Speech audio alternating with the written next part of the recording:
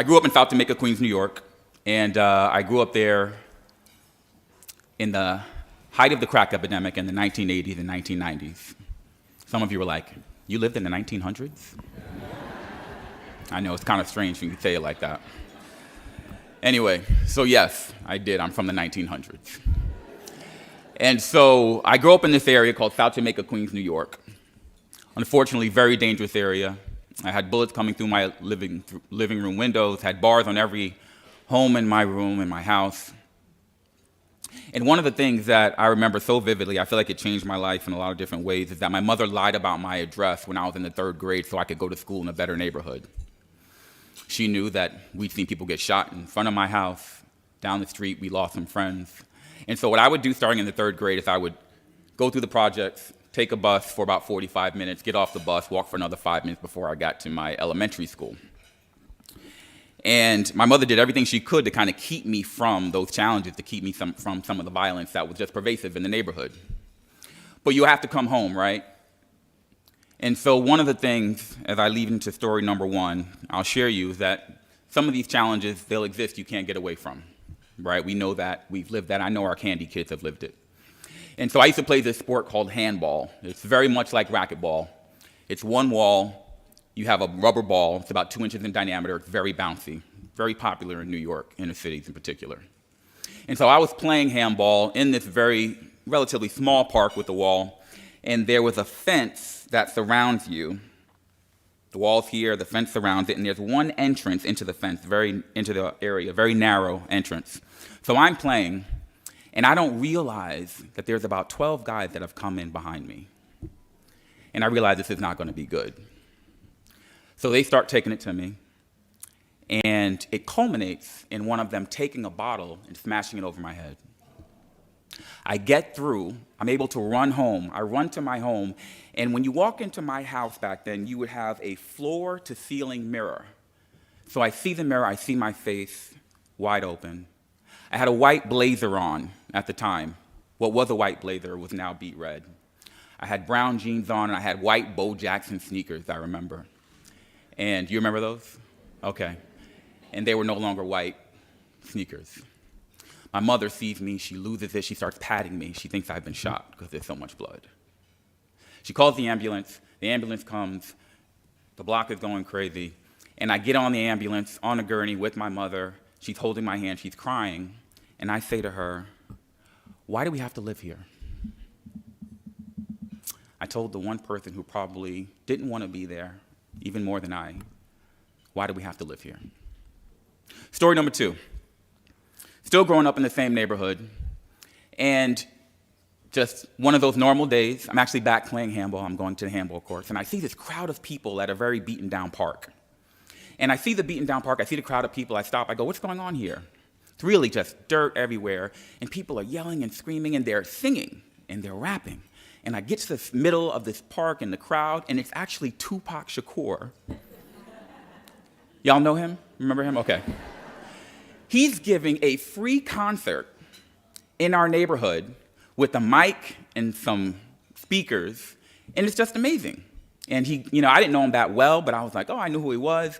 At the end of the free concert, he said, you all need to start learning how to be there for each other.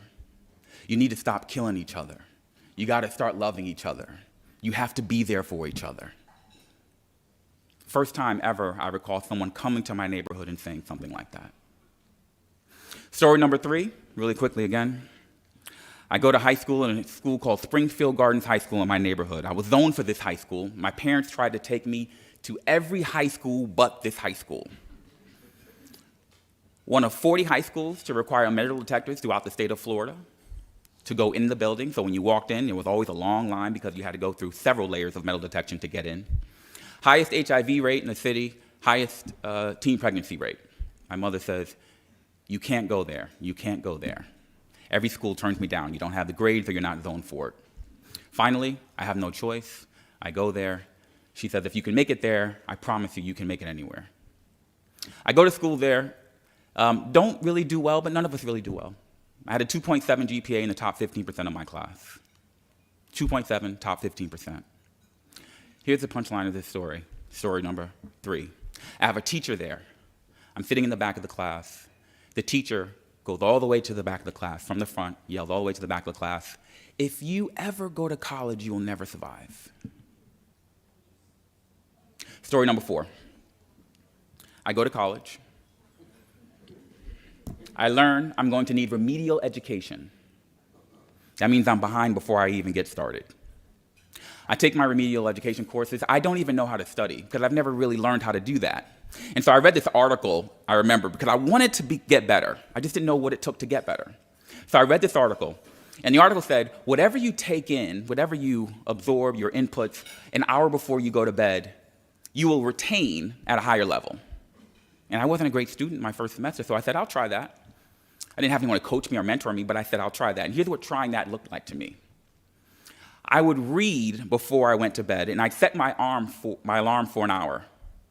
So I read for an hour, and then I slept for an hour.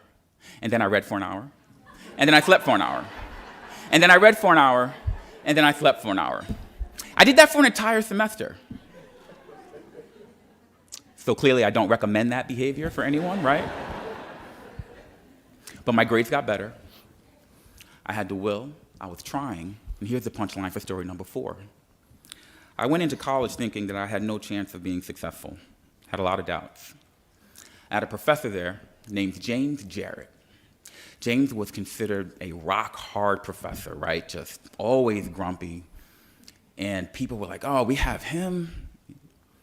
And so I take his class, and he's considered to be a really difficult professor. I do the very best I can in the class.